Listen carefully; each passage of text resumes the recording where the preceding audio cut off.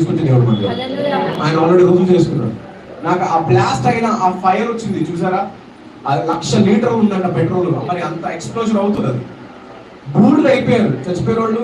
వాళ్ళు ఎవరని వాళ్ళ చుట్టాలు వచ్చినా, తల్లిదండ్రులు వచ్చినా, భార్య భర్తలు వచ్చినా కనుక్కోలేకపోతున్నారు.